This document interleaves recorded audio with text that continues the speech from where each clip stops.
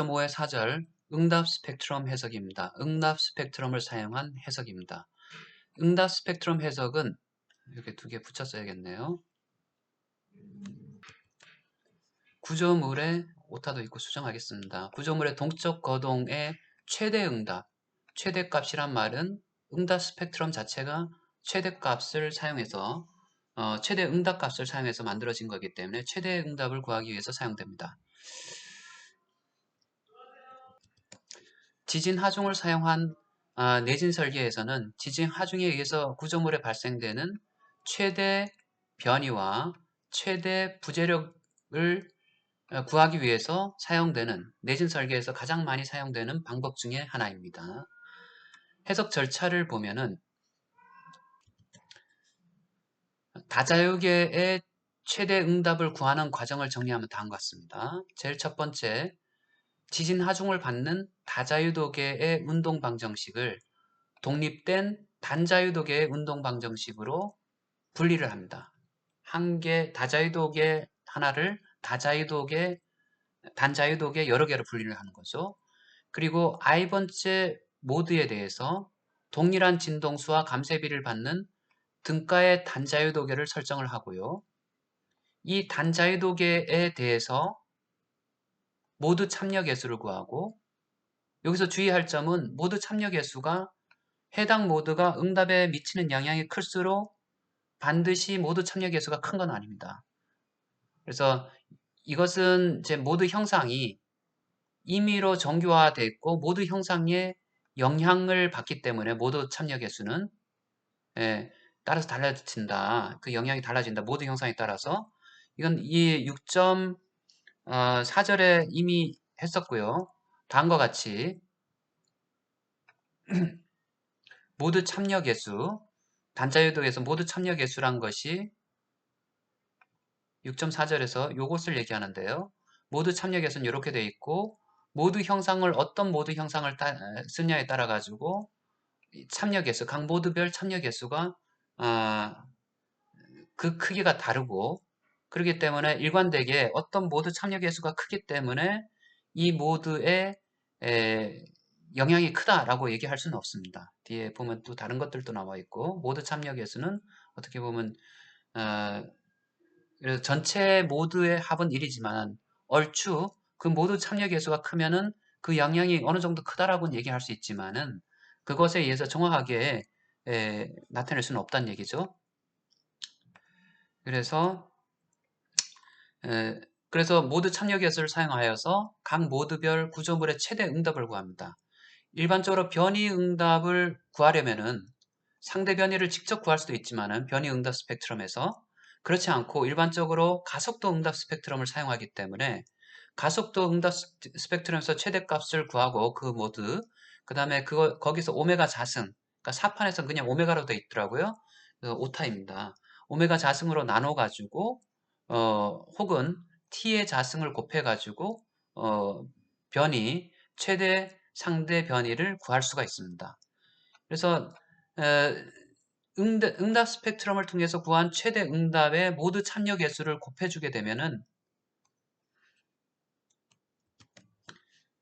각 모드별 기여도를 고려한 모드별 최대 응답을 구할 수가 있습니다. 그러면 각 모드별 최대 응답을 구하면은 여기서 발생하는 문제는 각 모드별 응답이 최대에 도달할 경우 같은 시간에 도달하지 않습니다. 따라서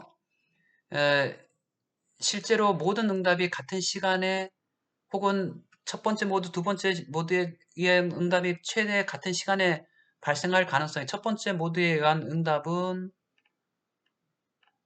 이때 가로축이 시간축에서 발생했다면 두 번째 모드에 의한 응답은 이때 발생할 수가 있다는 얘기죠. 같은 시간이 아니란 얘기죠.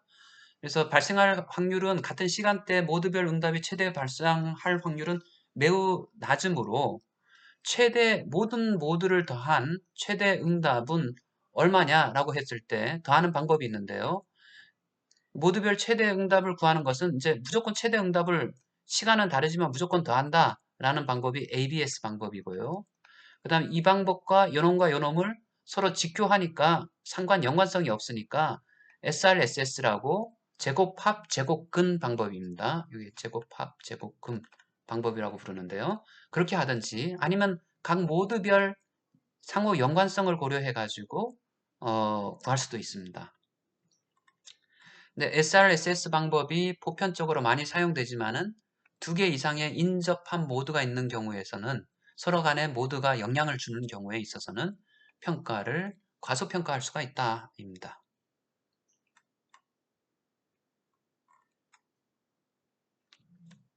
자, 모드별 응답을 구하는 방법입니다.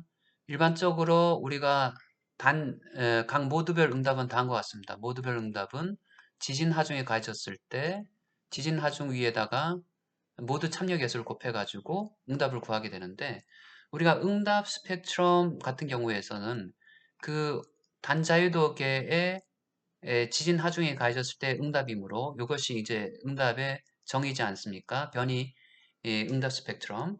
그럼 여기서 나온 변이 응답 스펙트럼의 위의 수식하고 비교했을 때 요 모두 참여 개수를 곱해야지만 여기 모두 참여 개수죠. 모두 참여 개수를 곱해야지만 실질적인 각 모드별 응답을 구할 수가 있습니다.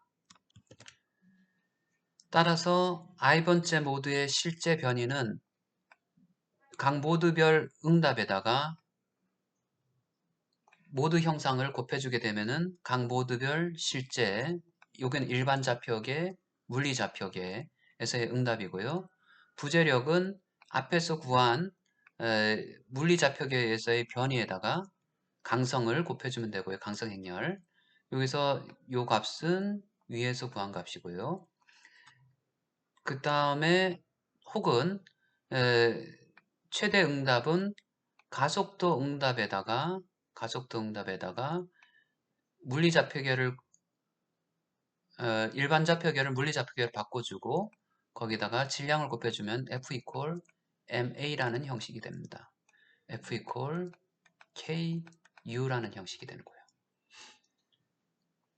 근데 요걸 주로 쓰죠. 위에 거를 주로 씁니다. 이렇게. 그래서 이걸 통해서 각 모드에서 발생하는 최대 변이와 최대 부재력을 산정할 수 있고 각 모드별 최대 응답은 아래 기술하는 방법으로 모드별 응답을 조합을 할 수가 있습니다. 조합하는 방법은 일반적으로 3가지 방법이 사용되게 되는데요. ABS 방법, SRSS 방법, 혹은 CQC 방법이 사용됩니다. SRSS 방법은 제곱합, 제곱근 방법이라고 하고요. 그래서 SRSS 방법은 각 모드별 같은 시간에 발생하든 다른 시간에 발생하든 상관없다. 무조건 그냥 절대값을 더해주는 겁니다. 굉장히 보수적인 방법이고요. 일반적으로 굉장히 과대평가되므로 잘 사용하지는 않습니다. 응답을 가는데 각 모드별 응답을 무조건 다 더해줍니다.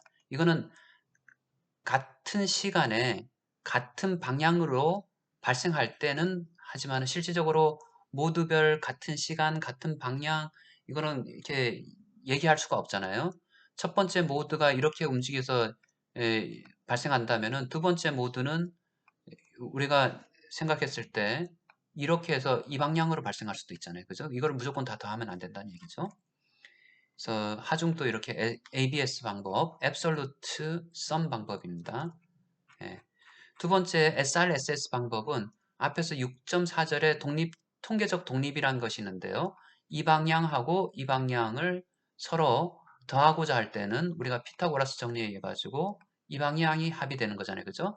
이 방향의 자승, 이 방향의 자승에다가 루트를 씌운 거 제곱합, 제곱근 방법인데요. 이럴 경우는 이 방향과 X방향과 Y방향 즉 첫 번째 모드와 두 번째 모드 각 모드별 통계적으로 독립이 되어 있어야 되겠습니다. 서로 간에 상호 연관성이 적다라는 가정이 있어야 되는데 이제 일반적으로 우리가 이제 물리적으로 감도 잡기 쉽고 일반적으로 편리하기 때문에 SRSS 제곱합 제곱근 그러니까 이 제곱합 제곱근이라는 방법은 우리가 예전서부터 널리 사용해 왔던 방법입니다. 뭐 표준 편차를 구한다든가 뭐 우리가 RMS 값을 구한다든가 혹은 확률적인 통계에서도 많이 일반적으로 널리 사용해 왔던 방법이기 때문에 사용이 편리하기 때문에 가장 널리 사용되는 방법입니다. 하지만은 구조물의 특성에 따라서 과대 혹은 과소 평가를 할 수 있고요. 모두별 상관성이 적을 때 일반적으로 합리적인 방법입니다. 하지만은 만약에 모두별 상관성이 있다. 예를 들어 가지고 모두들이 서로 매우 인접한 경우, 그러니까 진동수 혹은 고유 주기가 서로 간에 큰 차이가 없는 경우, 각 모두의 고유 진동수 차가 10% 이내일 경우, 이 방법은 과대 혹은 과소, 결과가 잘 안 맞는단 말이죠. 특히나 SRSS 방법은 비틈 효과가 중요한, 비틈이란 것은 우리가 보통 이제 수평과 회전이 같이 있는, 어떻게 보면 그러한 3차원적인 해석에서 큰 오차를 나타낸다고 합니다. 그래서 SRSS의 단점을 보완하기 위해서 제한된 방법이 이제 덱 큐리기안 사람이 1980년도에 제안을 했는데요. 그 방법 중에 하나가 CQC 방법입니다. 그것은 뭐냐면 각 모드 간의 I 모드와 J 모드 간의 상관성, row라는 상관계수, 모드 상관계수를 사용했고요.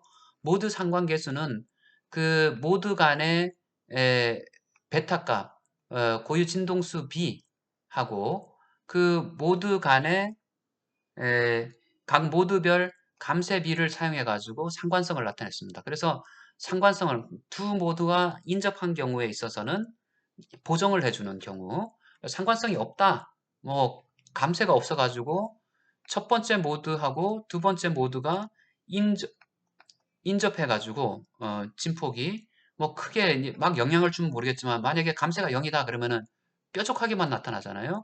서로 겹치는 부분이 없는 경우는 CQC 방법과 SRS 방법, 감쇄가 져가지고 감쇄가 0인 경우는 CQC 방법과 SRS 방법은 서로 동일하다라고 할 수 있습니다. 그러면 각 모드별 조합은 그렇게 했는데 그러면은 만약에 우리가 X 방향과 Y 방향 혹은 Z 방향의 응답을 어떻게 조합할 것이냐? 이거는 방향별 조합입니다. 앞에는 모드별 조합이고요. 모드별 조합 같은 경우는 이제 SRSS 혹은 CQC 방법으로 사용을 했었는데 방향별 조합은 앞에서 했던 SRSS, ABC 방법을 사용할 수 있습니다. 하지만은 각종 내진 설계 기준에서는 이것보다는 3차원 해석을 하지 않고 한 방향 해석만 했을 때 각 방향 해석을 하고 난 다음에 서로 더할 때는 30% 룰 혹은 40% 룰을 적용합니다. 무슨 얘기냐면은 X 방향으로 해석을 하고 Y 방향 해석을 해서 구한 값의 30%를 X 방향에 기하는 30%를 더해준다는 얘기입니다. 마찬가지로 Y방향 해석하고 X방향을 해석해가지고 그 X방향에서 구한 응답의 30%를 Y방향에서의 구한 응답을 더해주게 됩니다.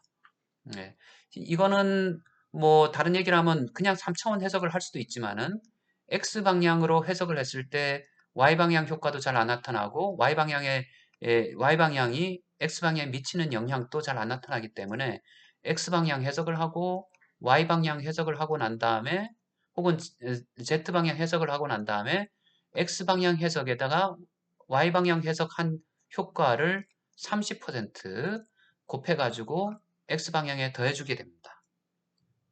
30% 룰이고요. 뭐 부재력이라든가 최대 변이 구할 때 주로 사용하는 방법입니다. 이렇게 해서 지금 자기가 원한 X방향에 구했을 때 이건 원자력 같은 경우에 Y방향과 Z방향에 40%를 더해주고요. 일반 구조물 같은 경우에 Z 방향으로 고려를 잘 안 해주니까 이건 X, Y 방향에 대해서만 얘기를 해줬습니다. 그래서 참고로 건축물의 내진 성능 평가를 위한 모드 응답의 조합인 경우에 이거 칼리스로 바뀌었죠. 키스텍이 2019년도에 다방향 효과를 고려하기 위해서 SRSS를 사용하여 두 직각 방향을 조합할 수 있다. 그리고 이때 CQC는 사용할 수 없다. 라고 되어 있고요. 상호간에 방향별 조합을 할 때는 모드별 조합을 할 때는 모드별로 상관계수를 정해져가 있기 때문에 구할 수가 있지만은 데큐리기현이 제시했던 하지만은 방향별로 할 때는 방향별 서로 간의 상관계수는 지금 현재 구하기가 어렵고 지금 나와 있는 것이 없기 때문에 방향별 조합을 할 때는 CQC는 사용할 수가 없고 SRS 혹은 ABC를 사용하고